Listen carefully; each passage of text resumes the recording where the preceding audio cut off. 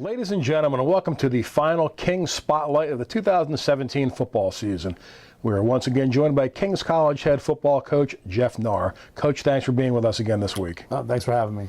Coach, we have our final game of the season on Saturday when Kings plays host to crosstown city rival Wilkes University in the annual Mayor's Cup game.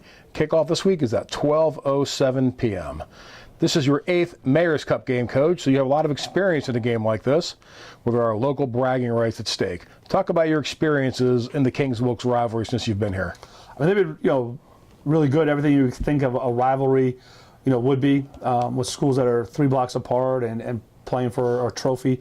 It is, to me, it's one of the most unique rivalries around because of the closeness of the two schools and sharing a city, and then the bragging rights, and then with all the local ties, and the longer you're here, you kind of see that there's a lot of families and kids that have ties through their families of Wilkes and Kings interwoven. So because create a true sense of a rivalry, and then the spirit of the rivalry. For 3 hours on a Saturday, you want to beat your rival from there, but there's a lot of joint things that go on between the two schools from a community service aspect throughout the year. So it's been a special rivalry during my time here. Both teams enter the game trying to end the season on a winning note while sending your seniors out with a win. The rivalry itself, as well as playing for a cup, having the game broadcast live on local television, all creates big stakes and a big atmosphere. But playing for those seniors also adds another dimension to the game, so talk about that.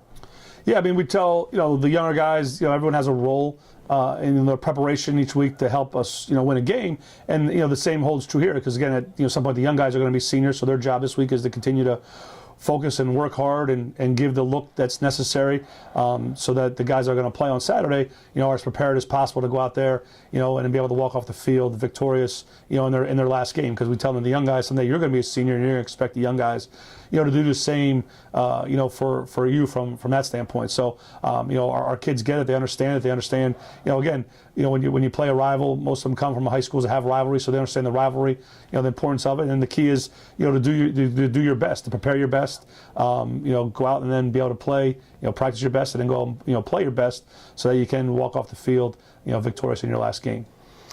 Coach, Wilkes has battled injuries this season and lost their starting quarterback in the second week of the season. The position was a bit unsettled, but right now they have a freshman named Nicholas Geimer who is doing some good things under center and is improving week after week after having had 6 games behind center right now.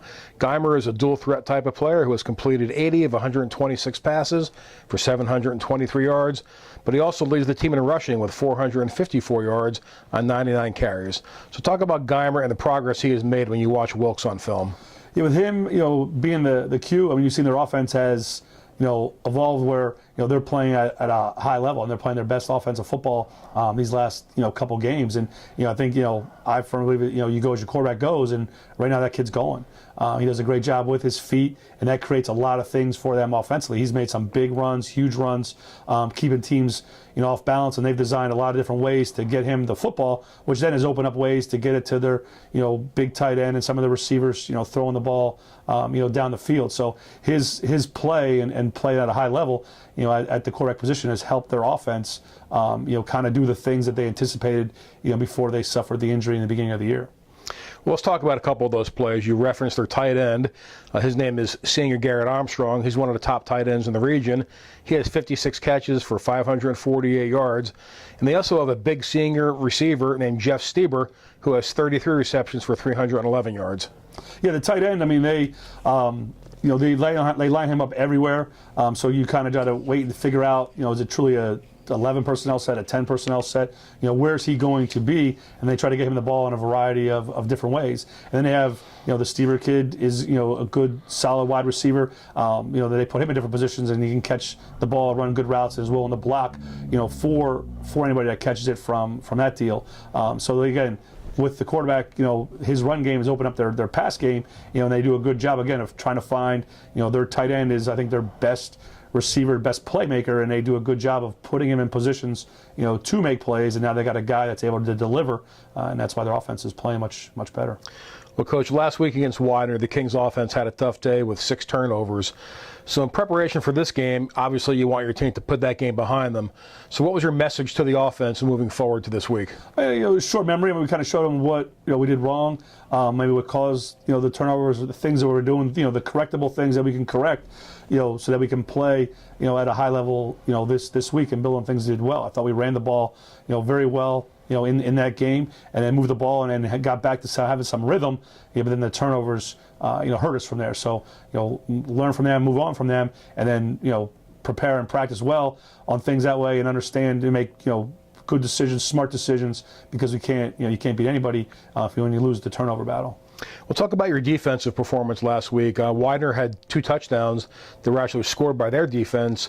So the Kings defense really only allowed 13 or 14 points in the game by themselves.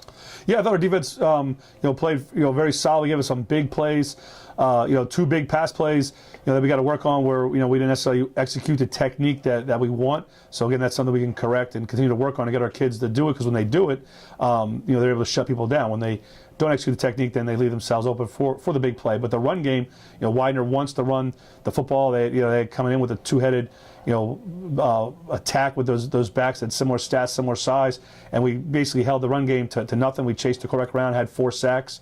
So I thought we played solid defensively. We just have to be consistent and play full 60 minutes and do everything one play at a time, so to avoid giving up a big play, which we did on Saturday. Take those 2 big plays out, and our defense was dominant. And looking over at the Wilkes defensive side of the ball, they have a solid group of linebackers in Bud Moyer, Lucas Wood, and Isaiah Robinson, who have put up some big numbers this season. They average 81 tackles and have combined for 26 tackles for loss. So talk about the impact they have on games and what we have to do to try to slow them and the entire Wilkes defense down. Yeah, we have to own the line of scrimmage. They're an attacking type of a defense.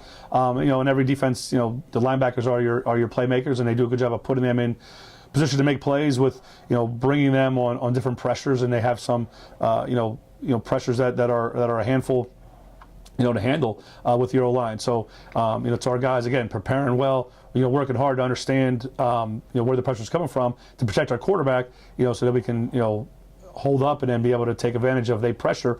They maybe they're giving up a zone or weak in an area, and we got to be able to find it and then exploit it. So those guys run well. They've been getting after the quarterback, and then it's up to our guys to be physical up front, to set the tone, to establish a run, and then protect our Q.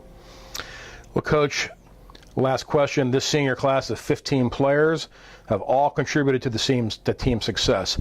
Some years you may have some senior classes where there are players who didn't really see a lot of playing time, but this group have all been important on-field contributors. So talk about what they have accomplished on the field. Yeah, this is a bigger class.